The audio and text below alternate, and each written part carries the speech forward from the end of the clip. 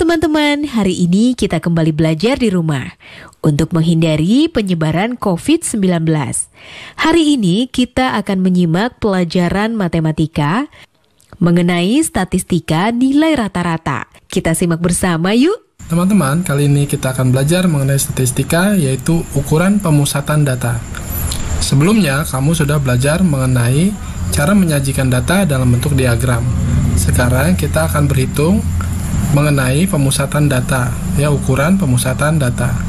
Ukuran pemusatan data ada membahas mengenai 3 hal, yaitu rata-rata, median, dan modus. Nah, kali ini kita akan membahas rata-rata dulu. Kalau dalam bentuk rumus seperti ini, ya. Bacanya X bar, ya, sama dengan sigma XI, I-nya dari 1 sampai dengan N, dibagi dengan N, ya. Nah, membacanya bagaimana? Membaca sederhananya seperti ini, warna yang kuning ini. Rata-rata sama dengan jumlah nilai data dibagi banyaknya data. Jadi saya ulang lagi, bahwa rata-rata adalah simbolnya adalah X bar, ya, X bar sama dengan jumlah nilai data itu adalah sigma XI dari 1 sampai N, ya, sigma XI jumlah nilai data dibagi dengan banyaknya data. Nah, maksudnya apa? Rata-rata sama dengan jumlah nilai data dibagi dengan banyaknya data. Kita lihat contohnya. Perhatikan di bawah ini adalah data nilai matematika dari 10 siswa. 6, 7, 7, 7, 8, 8, 9, 9, dan 10. Nah, kita akan mengisi data-data di bawah ini. Banyaknya data atau N. Sudah kita hitung bahwa banyaknya data ada 10. Saya tulis di sini 10. Kemudian jumlah nilai data, ya. Jumlah nilai data sigma XI, ya, sigma XI, jumlah nilai data. Maksudnya apa? Kita akan menjumlah nilai data yang ada. Kita jumlah, ya. 6 ditambah 6 ditambah 7 ditambah 7 ditambah 7 ditambah 8 ditambah 8 ditambah 9 ditambah 9 ditambah 10, ya. Jumlah nilai datanya 6 tambah 6 12, 12 tambah 7 19, 19 ditambah 7 26, 26 ditambah 7 33, 33 ditambah 8 41, 41 tambah 8 49, 49 ditambah 9 adalah 58, 58 ditambah 9 adalah 67, ditambah 10 77. Jadi bisa dilihat bahwa banyaknya data ada 10 dan jumlah nilai data adalah 77. Berapakah rata-ratanya? Karena rata-rata adalah perbandingan atau membagi sigma XI dibagi dengan banyaknya data. Kita lihat sini, sigma atau jumlah nilainya ada 77 dibagi dengan banyaknya data 10. Jadi rata-rata nilai matematika 10 siswa itu adalah 7,7, begitu. Jadi yang harus kamu ingat adalah rata-rata merupakan jumlah dari nilai datanya dibagi dengan banyaknya data. Sekarang bisa kita lihat lagi, coba perhatikan yang ini dari rumusan ini, ya. X bar sama dengan sigma XI per N, ya. Sekarang kita lihat, ini bisa dibalik rumusannya, saya tulis pakai warna biru, ya. Untuk mencari sigma XI, ya, mencari jumlah dari nilai data, kamu bisa mengalihkan antara rata-rata dengan banyaknya data. Sekarang perhatikan soal, ya. Rata-rata nilai IPA dari 4 orang siswa adalah 72. Berarti N-nya sama dengan 4. Kemudian X bar-nya adalah 72. Rata-ratanya 72. Kemudian ada tambahan nilai 1 siswa lagi yang baru masuk sehingga rata-rata seluruhnya menjadi 74,6. Nah, di sini ada kondisi yang baru, yaitu ada siswa lagi yang masuk. Jadi N-nya sekarang berubah menjadi 5. Kemudian rata-ratanya berubah menjadi 74,6. Yang ditanya adalah berapa nilai IPA siswa yang baru masuk tersebut. Nah, berarti kita perhatikan nih, ya. Kita punya data kondisi yang pertama, jumlah siswanya 4 adalah seperti ini, yang kedua seperti ini. Nah, sekarang untuk ini kita bisa mencari sigma XI-nya, ya. Kita kalikan 4, kita kalikan dengan 72 sama dengan 288. Di sini juga satu lagi kita bisa mencari nilai XI.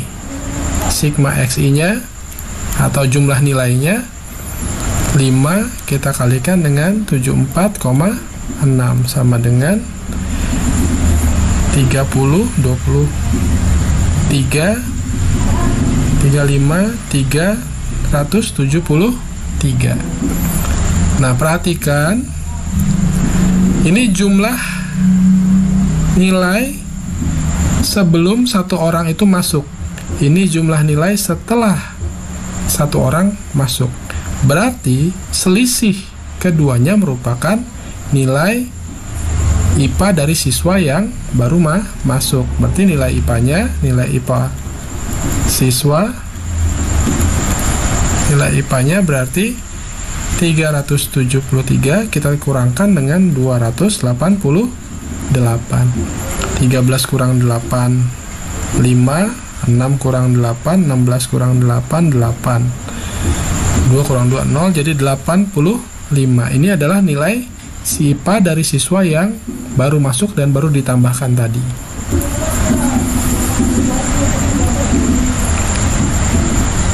Nah, sekarang kita lihat soal yang nomor 2. Nilai rata-rata ulangan matematika dari 28 siswa adalah 6,5. Jadi saya catat dulu di sini. N-nya 28, rata-ratanya adalah 6,5. Kemudian jika digabungkan dengan 4 siswa yang nilai rata-ratanya 7,3, maka nilai rata-rata gabungan ada berapa? Nah, ini sekarang kita lihat ada 4 orang siswa, N-nya 4, rata-ratanya 7,3. Yang ditanya adalah nilai rata-rata gabungan. Kalau kamu perhatikan di sini, N-nya kalau digabung menjadi 28 ditambah 4 sama dengan 32, ya. Sekarang kita lihat untuk mencari rata-rata, kamu tinggal butuh berapa jumlah nilai seluruhnya. Nah, berarti kita cari sigma XI di sini, yaitu 28 dikali 6,5, ya, sama dengan 182, ya, jumlah nilai untuk 28 anak. Sedangkan jumlah nilai untuk 4 anak itu sama dengan 4 dikali 7,3 sama dengan 29,2, ya. Nah, sekarang untuk sigma jumlah nilai gabungannya itu berarti 182 ditambah dengan 29,2 sama dengan 211,2.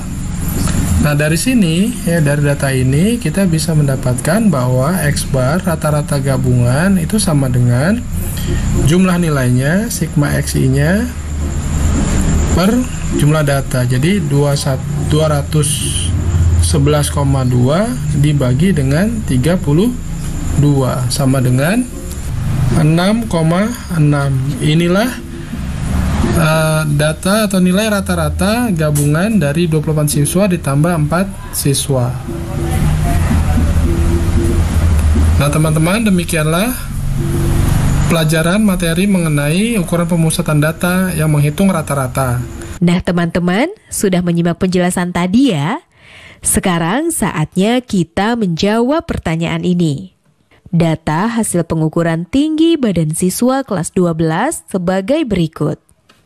165 cm 167 cm, 167 cm, 168 cm, 169 cm, 169 cm, 170 cm, 172 cm, 175 cm. Berdasarkan data tersebut, dikatakan bahwa terdapat lebih dari 2 siswa yang memiliki tinggi badan di atas tinggi rata-rata siswa di kelas. Jelaskan pendapatmu tentang pernyataan tersebut.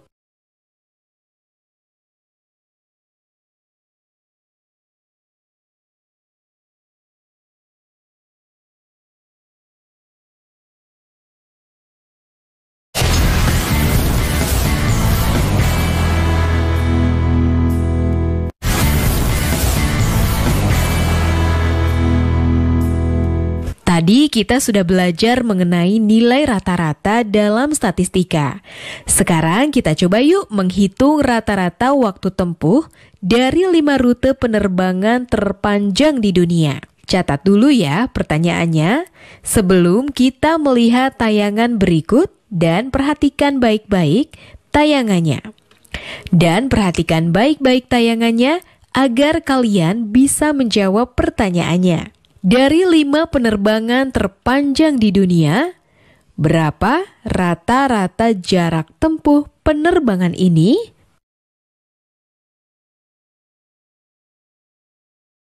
Setiap hari di seluruh dunia ada lebih dari 100.000 pesawat yang terbang dari satu kota ke kota lain.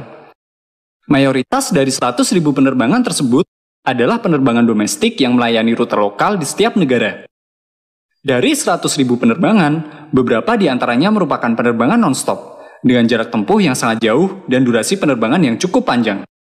Saat ini, setidaknya ada 30 rute penerbangan non-stop terjadwal, yang membutuhkan waktu tempuh lebih dari 15 jam, dengan jarak tempuh berkisar antara 12 hingga 14.000 km.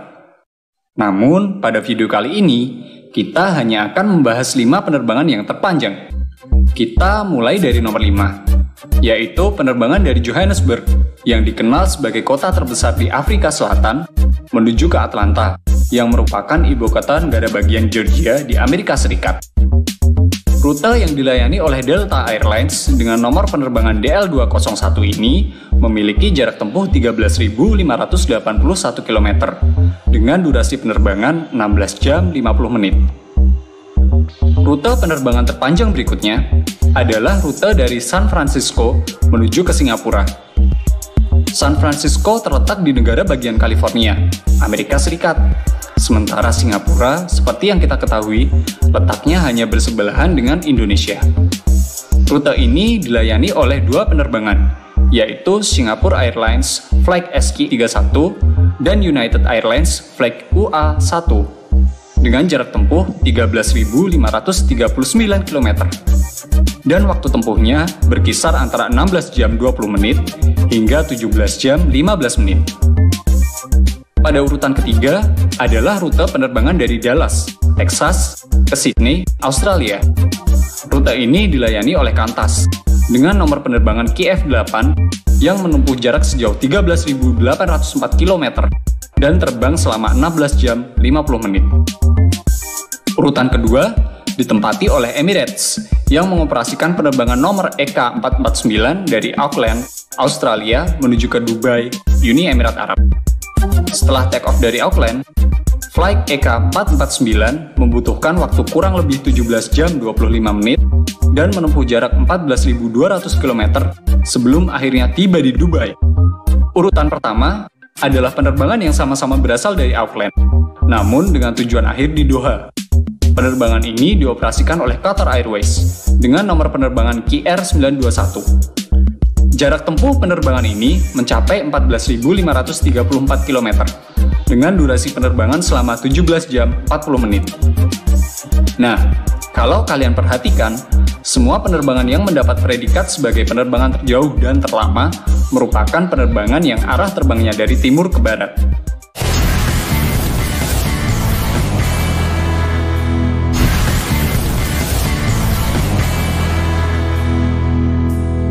Kalian sudah bisa menjawab kan ya rata-rata jarak tempuh 5 penerbangan terpanjang di dunia?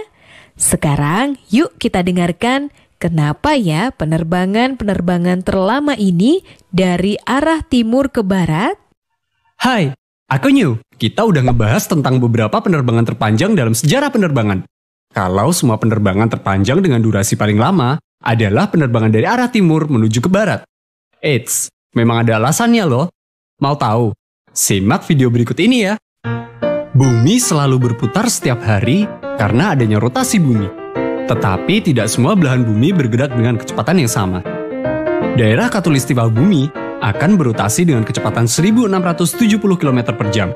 Dan semakin tinggi posisi garis lintangnya, maka kecepatan rotasinya akan semakin pelan. Ketika kita berbicara tentang rotasi bumi, berarti yang bergerak nggak cuma bumi, tapi juga semua benda yang ada di permukaan bumi, seperti lautan, gunung, bangunan, manusia, ikan-ikan dalam akuarium, sampai mie instan yang ada di meja makan kalian, semua juga kena efek rotasi bumi. Bahkan lapisan atmosfer bumi juga ikut berotasi dengan arah dan kecepatan yang sama. Otomatis, awan, burung, dan pesawat yang terbang di dalam atmosfer bumi juga ikut bergerak seiring dengan rotasi bumi. Terus, apa sih yang membuat terbang ke timur lebih cepat daripada terbang ke barat? Penyebabnya adalah jet stream. Jet stream merupakan aliran udara yang terjadi karena adanya pemanasan atmosfer oleh matahari dan juga efek Coriolis. Lalu, apa sih sebenarnya efek Coriolis ini?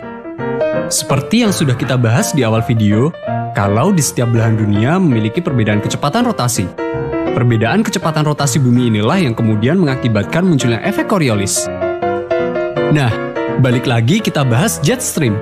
Jet stream tidak serta-merta mengalir begitu saja di antara troposfer dan stratosfer bumi. Tapi, karena adanya efek Coriolis, jet stream hampir selalu mengalir dari arah barat ke arah timur.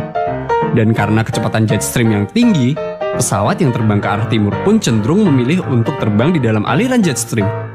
Hal ini dikarenakan pesawat yang terbang di dalam aliran jet stream akan mendapatkan dorongan dari aliran udara yang ada pada jet stream. Sementara, pesawat yang terbang ke barat akan berusaha menghindari jet stream dan terbang di bawah atau di atas aliran jet stream. Tapi, meskipun begitu, pesawat yang terbang ke barat akan tetap mendapatkan hambatan udara yang lebih kuat. Karena seperti yang sudah tadi kita bahas, udara di atmosfer juga selalu bergerak dari arah barat ke arah timur, berlawanan dengan arah terbang pesawat. Masalahnya, perubahan musim, kondisi cuaca, dan badai matahari juga bisa mempengaruhi aliran jet stream. Pola aliran jet stream pun bisa berubah sewaktu-waktu. Sehingga, waktu penerbangan untuk rute yang sama pun terkadang bisa berbeda-beda. Sekarang udah tahu kan kenapa penerbangan yang arahnya ke barat durasinya berbeda dengan penerbangan yang terbang ke arah timur? Sekarang tetap belajar dari rumah ya teman-teman. Jaga jarak, rajin cuci tangan, dan pakai masker agar kita mencegah penyebaran COVID-19. Sampai jumpa.